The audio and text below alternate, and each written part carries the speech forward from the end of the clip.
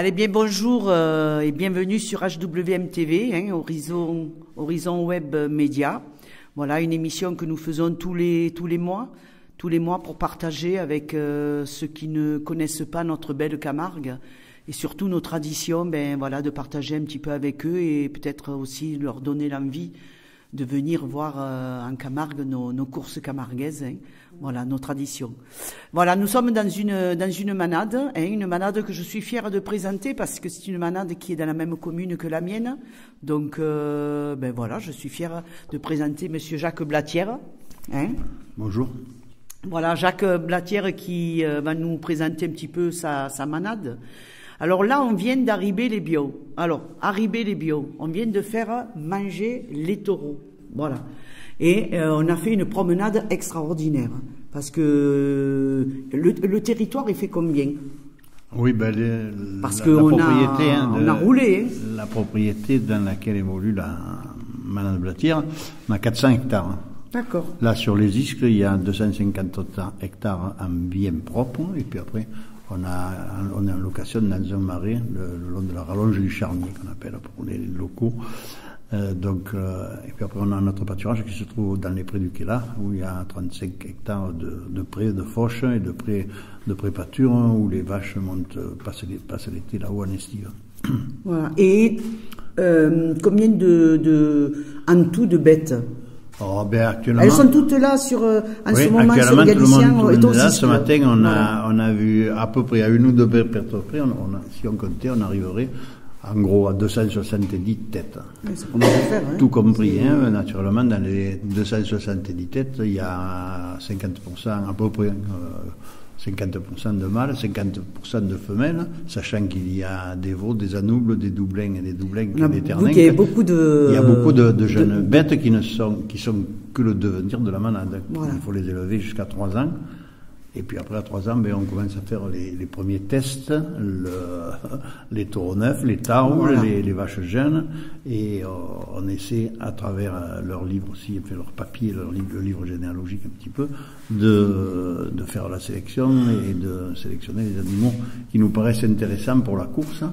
Et puis après, on élimine ceux, par contre, qui n'ont pas les qualités requises, voilà. Qui ne paraissent pas avoir les qualités requises pour la course camarguaise. Est-ce que c'est compliqué de voir si... je pense non. Oui, mais l'histoire, la génétique, c'est pas la mathématique. Un et un, on n'a jamais fait deux, et donc après on se base sur l'expérience, le savoir-faire de chacun un petit peu. Le caractère aussi de la bête. Après, oui, naturellement. Après, il faut analyser. Pour faire de la sélection, il faut bien connaître ces animaux, les connaître physiquement d'abord, et puis après quand on les connaît physiquement, derrière on leur met des caractéristiques, voire des qualités, voire des défauts, ce qui permet de sélectionner et de ne pas garder ceux qui ne sont pas, voilà. Qui nous paraissent pas être aptes, mais il n'y a pas de règles bien définies. C'est un petit peu au feeling que voilà. Le fait, et chaque maladie a sa façon de faire. Et donc, alors moi j'aimerais quand même qu'on explique aux gens qui surtout ne connaissent pas nos traditions ce que c'est qu'un manadier et ce que c'est qu'une manade. Une manade, c'est tout simple, c'est un troupeau d'animaux de race Camargue. Voilà. Et le manadier, en fait, moi je dis ça un peu comme le berger et ses moutons. Le berger, c'est le manadier, oui. Et les moutons, les taureaux, c'est le troupeau de... Voilà, c'est celui qui... Alors, la manade, à l'origine, c'était une manade de chevaux. On parlait plutôt de manade de chevaux, parce qu'il y a 150 ans, je ne veux pas faire trop d'histoire ancienne, quand on dépiquait les céréales en Camargue, on dépiquait avec des juments qui tournaient, qu'on faisait tourner. Il y avait un gardien qui tenait des guides. Je ne sais pas si vous avez pu retrouver ça, vous qui êtes un archiviste, monsieur, je m'adresse à vous. Et sur une aire, on faisait tourner, on faisait comme une roue. Il y avait 8 ou 12 juments qui étaient attelés, mais qui étaient guidés et qui tournaient en rond et qui foulaient les gerbes de blé, séparant la paille du grain. Après, on a mis la paille et on avait une manade, une pleine main une pleine main de guides pour faire tourner ces bêtes. Donc d'où une manade de chevaux. Et par extension, on a parlé d'une manade de taureaux. Mais le terme manade, à l'origine, c'est la main. D'accord. Voilà. D'accord. Maintenant, la manade de taureaux, c'est l'ensemble, la manade blatière, mettons, c'est l'ensemble des animaux qui vivent sur le territoire de la manade. Ça, c'est bien... Voilà, la main, il fallait le trouver, ça. Oui, bon, mais c'est comme ça. Hein, si vous lisez des livres, ça se trouve, on appelait ça une roue de jument. C'était des juments qui étaient attelés et qui dépiquaient. Ça se faisait soit avec un rouleau, et on tournait en rond et on séparait. Il n'y avait pas de batteuse, il n'y avait pas de ça à l'origine. Donc on séparait, le grain de la balle, de la paille. Et voilà. Et donc en Camargue, cela se faisait avec les juments. Ouais, voilà, là moi j'ai appris quelque chose. Voilà. Alors depuis quand existe cette manade? Parce que c'est quand même une grande manade. Mon grand-père a eu après la guerre de 14. Mon grand-père était passionné de taureaux. Il était tonnelier de formation parce que originaire de Vergès. Vergès c'était un pays où on faisait beaucoup on expédiait le vin par en barrique, en demi-mie, tout ça. Et mon grand-père aurait 140 ans, donc il avait une formation de tonnelier, mais il a toujours été attaché un petit peu à l'histoire de taureaux, et quand il a été en âge, il a monté à cheval, il avait monté un peu à cheval chez Granon quand il a commencé, puis après la guerre, 6 ans de guerre, parce qu'il avait fait la guerre comme Granon, mon grand-père, mais... il a eu l'envie, il y a eu une explosion après la guerre de 14-18, une explosion populaire un petit peu, les gens voulaient faire la fête un petit peu, voulaient s'amuser, et le culte du taureau était quelque chose qui attirait un petit peu. Et mon grand-père, hormis qu'il avait son boulot, il était transporteur hippomobile, enfin, il a été très, très, très dynamique, mon grand-père. Il a voulu acheter des taureaux pour se faire plaisir. La raison exacte, je ne l'ai pas. J'aurais aimé lui demander. Je crois que c'était la passion qui l'emportait. Il voulait faire être manadier. Il a toujours été manadier, mais en annexe d'une autre profession. Généralement, les manadiers, c'était comme ça. C'était des agriculteurs. Ils avaient des terres. Et puis après, à l'origine, il y avait les terres, le mas, les céréales, les vignes. Et puis après, les terres qui n'étaient pas exploitables, qui n'étaient pas exploitées, étaient utilisées par les chevaux et par les taureaux. Et les taureaux, voilà. Mais je pense que pour faire j'allais dire ce métier, moi j'appelle pas ça un métier, mais c'est une passion, quoi. Pour élever des taureaux, le travail que c'est. Bon, on est parti donner à manger aux chevaux, on a mis quand même 2 heures et demie, quoi. Donc c'est quand même un travail, il faut connaître ses bêtes. Ça a toujours été un travail, mais l'évolution aussi dans le jeu taurin, enfin dans la course camarguaise, avant la guerre de 14, c'était très anecdotique. Il n'y avait pas de codification des courses camarguaises. On jouait avec le taureau, on rasetait peut-être, on le sautait à la perche, on le taurait avec une cape, avec une veste, on le faisait courir avec une corde. Il n'y avait aucune codification, sachant que les premiers taureaux, les courses camarguaise, comme on dit maintenant, mais la véritable course. Le premier taureau cocardier connu et reconnu, c'était un taureau qui s'appelait le Paré. Il était de la manade Poulie, c'était un taureau croisé espagnol. Après, il y a eu un fameux taureau qui s'appelait le Provenço, qui était du marquis de Baroncel, qui a couru 1900-1910 à peu près, à cette époque-là.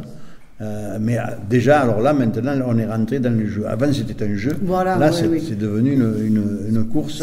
Il y avait les gens allaient voir le taureau, allaient voir combattre le taureau. Déjà, on a apprécié un petit peu, Et puis après, ça s'est codifié. Après la guerre de 14, naturellement, le sanglier a été un taureau qui a porté haut les couleurs de la fission et les couleurs de la course camarguaise.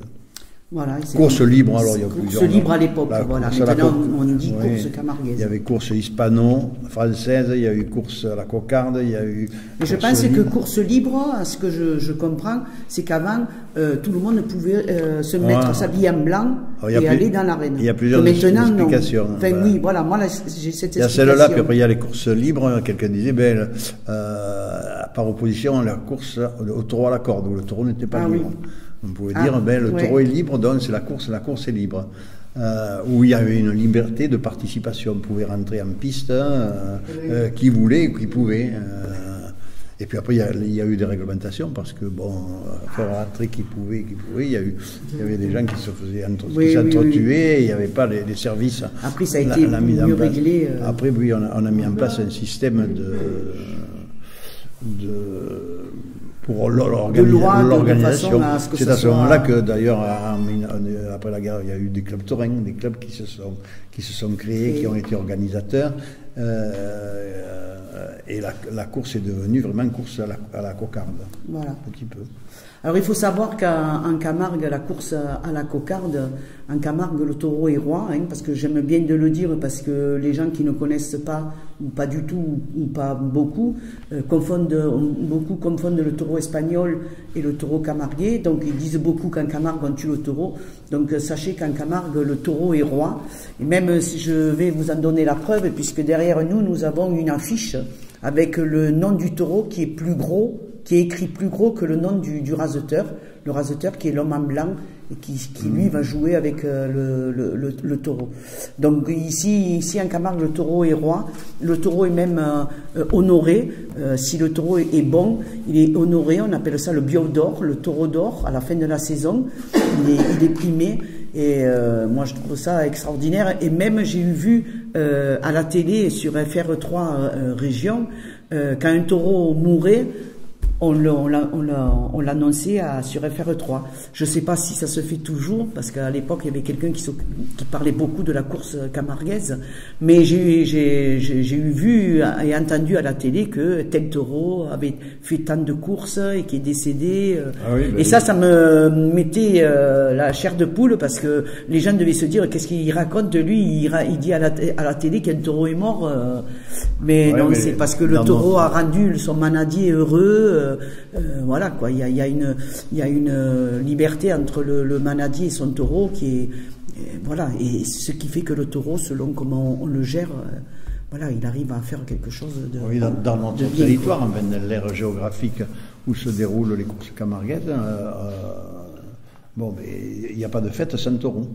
On dit c'est la fête de la noix. Ah ben oui, il y a des arènes. Alors chaque arène a sa spécificité, chaque club taureau fait ce qu'il veut, mais s'il n'y a pas de course de taureau, ben on se retrouve avec un concours de boules et des majorettes. Voilà. J'ai rien contre les gens qui jouent boules. Et encore les majorettes, il n'y en a plus comme avant. Et encore moins contre les majorettes. Mais enfin, voilà, c'est plus. Alors que nous, la fête dans cette ère géographique, un peu les Bouches-du-Rhône, un peu l'Hérault et le bas du département du Gard, le taureau est le signe, le symbole de la fête. Voilà, le symbole de la fête. Et j'espère que ça s'arrêtera pas là. C'est pour ça qu'on essaie de le faire perdurer, mais enfin moi, qui ai malheureusement un certain vécu, vu mon âge, mon grand âge, je peux dire même, il y a des évolutions qui peut-être moi ne me plaisent pas trop, qui sont un petit peu. On n'est pas respectueux, je pense. Enfin, j'ai pas honte de le dire. On n'est pas respectueux de cet animal emblématique qu'est le taureau camargue. C'est vrai. À travers des comportements, aussi bien dans l'arène que dans les rues, dans tout ça. Moi, il y a des moments où le taureau Camargue est bafoué. Oui, et je le déplore. Mérite mieux. Alors, il faut savoir que, Jacques, que c'est votre neveu qui a repris un peu les rênes. Pierre, qui n'a pas pu être là, il avait un rendez-vous, il n'a pas pu être là. Mais bon, il faut quand même dire que Pierre a repris derrière. Oui, j'espère que ça tiendra, la manade blatière. Oui, mais moi j'ai eu la chance d'avoir, je ne sais pas si vous avez filmé un petit peu la hiérarchie. Mon grand-père, le fondateur en 1921, mon père et mon oncle qui ont consacré leur vie aussi, entre autres, enfin, à part leur activité d'agriculteur, à la manade. Et puis après moi, ils m'ont passé la main et j'ai été un maillon un peu de transmission. Maintenant, j'ai mes deux neveux, que ce soit Pierre et Laurent, qui sont très passionnés, qui sont très professionnels. Il faut savoir que chez nous, on n'est pas trop, on fait l'élevage du taureau uniquement pour la course. Tous les spectacles qui se déroulent dans la rue, tout ça, bon, c'est pas notre job.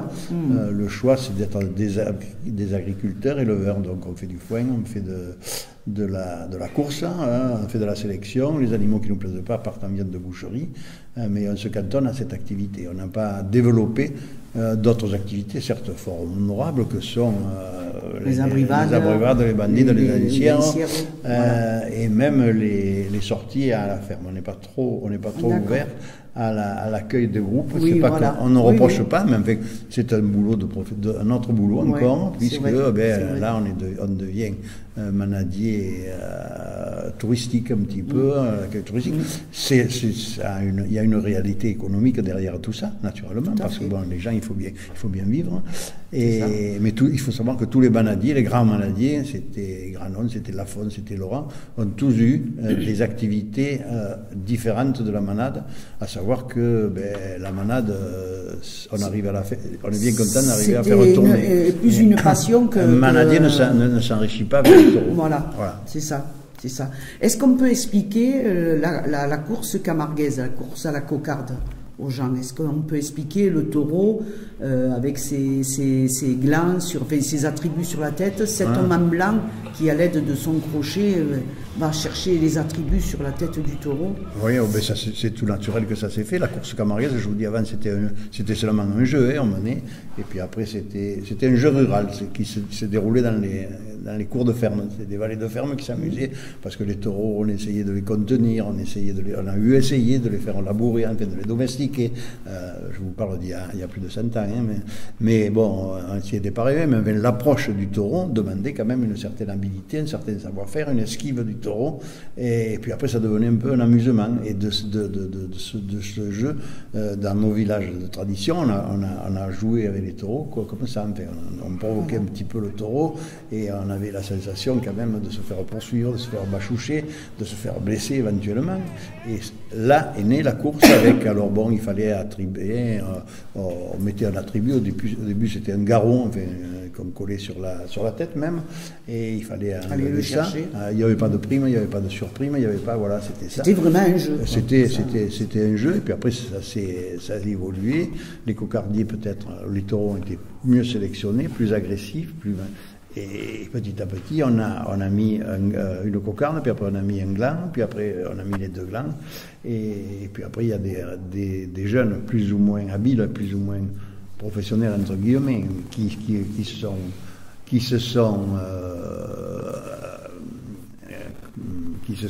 ont joué avec le... Qui ont joué, oui, confrontés. Qui sont confrontés avec l'animal, et à savoir que tous les grands taureaux, les biodors, même pas que les biodors, il y a toujours eu un rasetteur qui était adapté à un taureau, et que ce soit Beauvau, que ce soit Viandard, régisseur des Rénaux, et puis après Baraillé, et puis après Goya, un tas de Ramis, un tas de grands taureaux. Il y a toujours eu un rasetteur partenaire.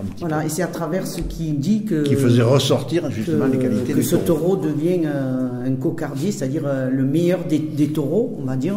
Il sort des meilleurs taureaux. Et le taureau est roi, le taureau on le met à l'honneur, et moi je trouve ça extraordinaire, parce que je pense que c'est peut-être une des seules bêtes qu'on met à l'honneur comme ça. Moi je suis à 100% tout ça, en déplorant toutes les dérives qu'il y a actuellement, j'ai pas honte de le dire. Les dérives, je le déplore, mais pour moi c'est pas le taureau, ça doit être respecté. Oui, exactement. Alors chaque manade a sa devise. C'est quoi une devise? Alors, voilà la devise de la manade blatière. Alors, chaque manade a ses couleurs.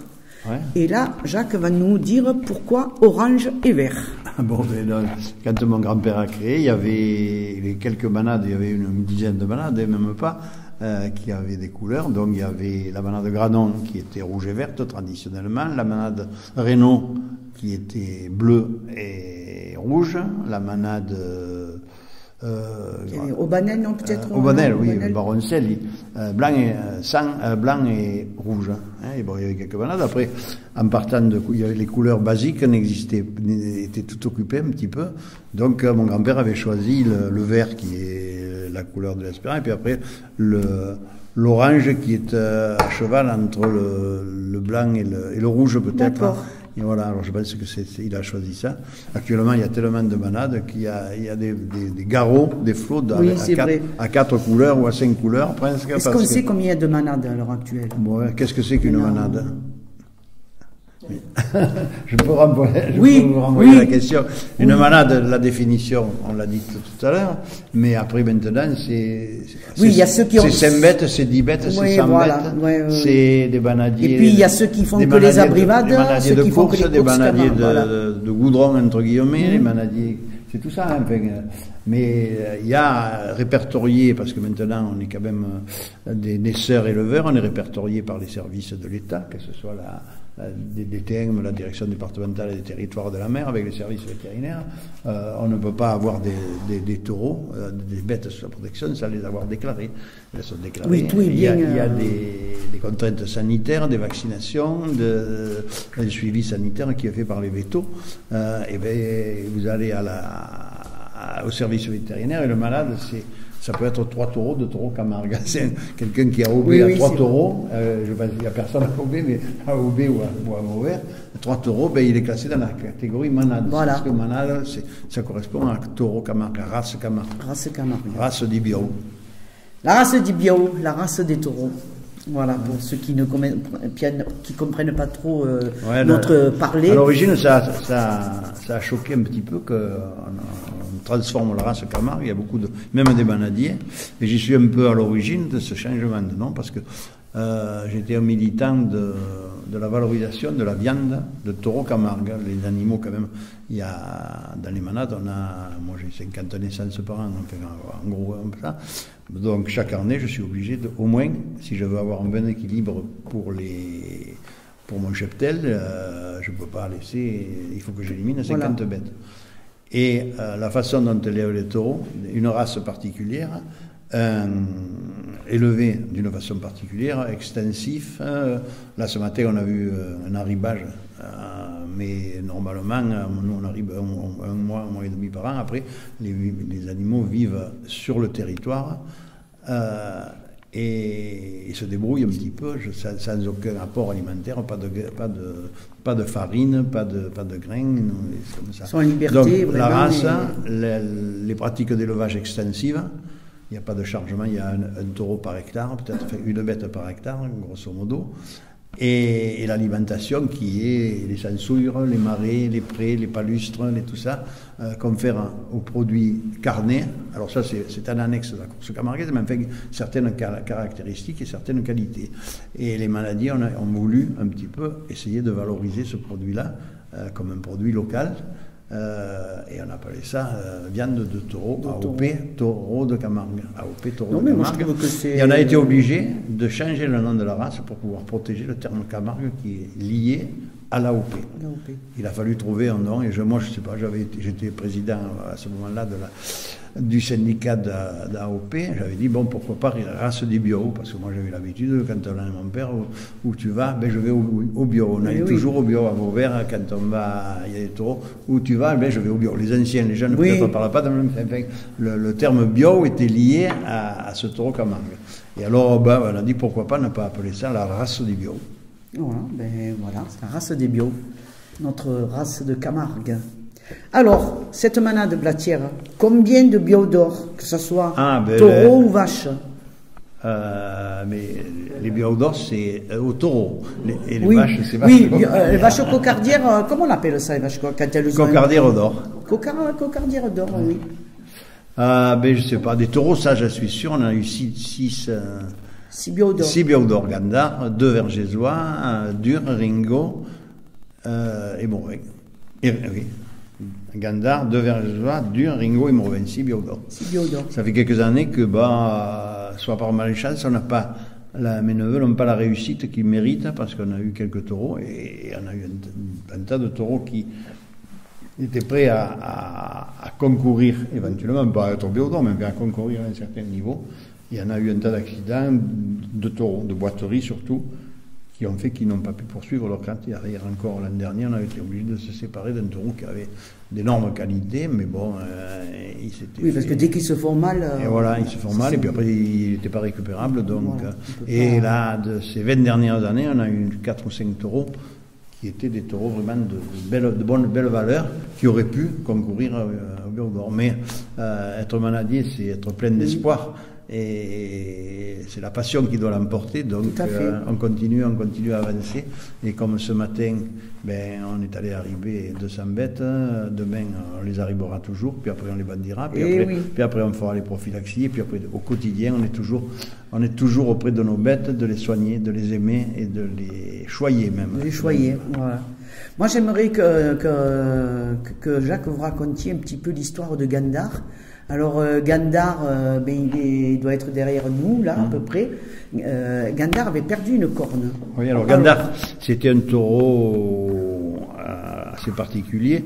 Il était né en 42, donc après la guerre, il a commencé à courir en 48, de nouveau, à cette époque-là, après 5 ans de restrictions, de machin comme ça, il y a eu un peu de l'euphorie un petit peu, les gens sont allés voir après la guerre. À Lunel, on avait envie, naturellement, après les périodes de restrictions, ben, on a envie de faire la fête, on a envie, et à ce moment-là, il y a eu dans les manades, chez les Reynaud, chez Jean Lafont, chez Blatière, chez Thibault, il y a eu chez Émile Biot, il y a eu quelques taureaux de grand renom. Donc c'était Jeannot chez Thibault, chez Biot, Lopez chez Thibault, Cosaque chez Jean Lafont, chez les Reynaud c'était Régisseur et Évêque, et chez Blatière c'était Vanneau, et un taureau qui s'appelait Vanneau, et un jeune cocardier qui s'appelait Gandar.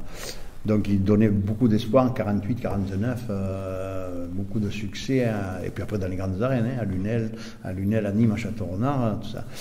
Et en 1950, le 30 septembre, suite à une course à Nîmes, dans les arènes de Nîmes, une course qui avait eu un retentissement assez important, la bétalière qui transportait les camions, les taureaux de Nîmes jusqu'à... Il faut savoir que ça s'appelle le camion des taureaux. Un char à Biot.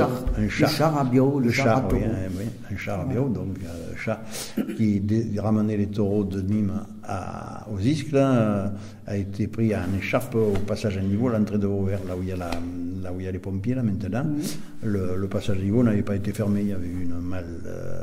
oui, avant, on fermait ou à la main. On fermait ou à la main, mais là, la personne, ah non, on n'accusera pas la personne, mais la personne qui était en charge, de fermer la barrière, la barrière est restée ouverte. Et le camion s'est engagé, et il a été pris juste derrière la cabine. Il a été traîné sur la voie ferrée, et le choc, il y a eu 2 taureaux qui sont morts sur le coup, donc le fameux Vanneau, qui était le cocardier vedette, qui est resté sur le ballast, et le Simbel, qui était à côté. 2 autres taureaux n'ont rien eu. Il y en a 2 qui se sont échappés. Il y avait lui qui s'était échappé. Enfin, il s'était échappé. La corde avait pété. Il avait foutu le camp. Lui, il connaissait bien. Il est passé au Kellar, il est passé au pont des Touradons. Et 2 jours après, il était sur les disques. Mécano, il était très parce que les bêtes avaient l'habitude de transhumer. Quand on transhumait au Kellar, les bêtes montaient à cheval, à pied.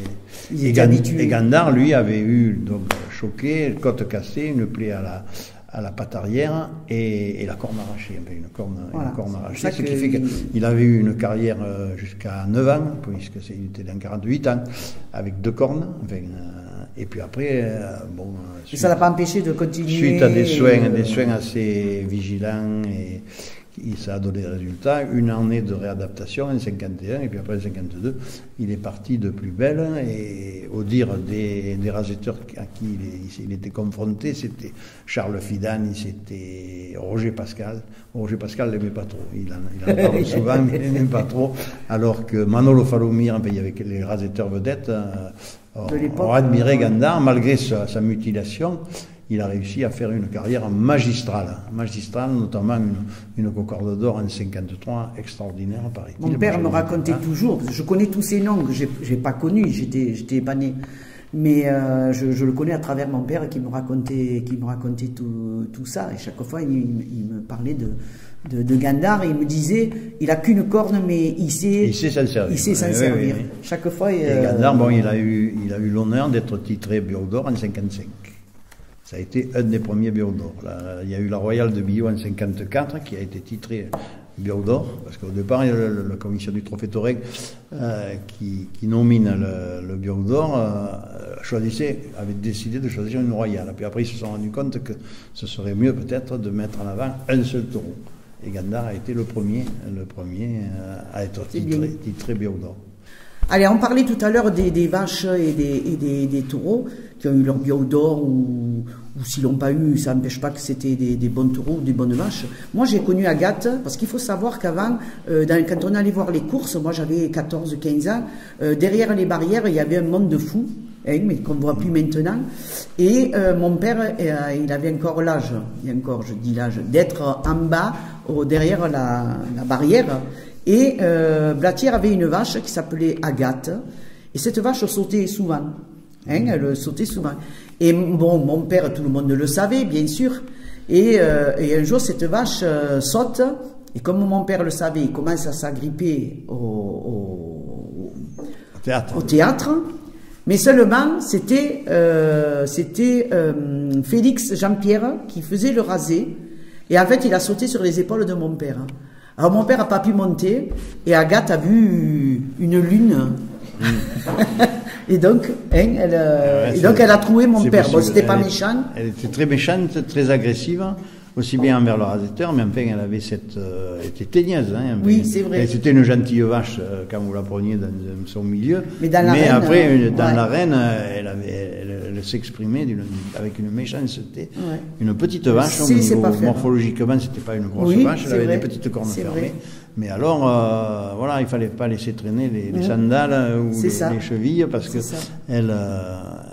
mais ça date déjà de 40 ans, ça, ou 50 ans presque. Les années 80 non, les années 70. Les fins 70. Et oui, parce que j'avais 14-15 ans et c'était 76, 77, un truc comme ça. Voilà, c'était hier, voilà. Mais enfin, voilà, c'est une histoire qui m'a plu parce que j'étais dans les arènes en plus. Et après, on avait engueulé mon père, on a dit, maintenant, tu vas plus dans le porto, hein, derrière les barrières, tu resteras sur les gradins. Et il était resté sur les gradins. Voilà. On va finir peut-être sur cette question, pourquoi les taureaux de Blatière sont barricadiers. Alors, peut-être expliquer aux gens barricadier ce que ça veut dire. Eh bien, les taureaux sont barricadiers. Ils ne sont pas tous barricadiers parce que dans les manades, quand on fait la sélection, on sélectionne sur la bravoure et sur la noblesse. C'est un peu la bravoure, c'est la méchanceté, c'est ce qui permet à la bête d'avoir des actions plus violentes.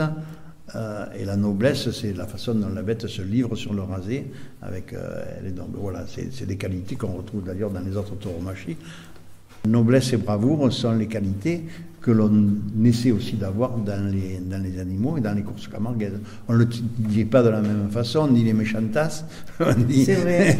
Il est brave, il vient, il se livre à droite, à gauche, mais voilà. Donc nous, c'est vrai qu'on a eu quelques taureaux notamment durs. Voilà, moi je me rappelle de durs parce que pareil, j'avais qui sont barricadiers, enfin, dans la race, on retrouve des moments, des bêtes qui sont très violentes à la barrière, qui tapent dans les planches quelquefois de façon inconsidérée, mais bon, c'est quelque chose qu'on a sélectionné un petit peu, qu'on a essayé de sélectionner, mais dans la sélection, on ne maîtrise pas tous les paramètres, voilà. Loin de là. Voilà, donc c'est vrai, alors après, bon, c'est vrai que quand il y en a, on dit, ah ben c'est un Blatière, il va servir, mais il y a aussi la réputation qui veut qu'on dise ça. C'est vrai. Voilà, ben on va finir sur cette réputation de Blatière avec ces taureaux qui nous ont fait rêver dans les arènes. Et voilà, ben écoutez, je vous dis à bientôt, je vous dis au mois prochain pour une autre aventure et je vous fais plein de poutons.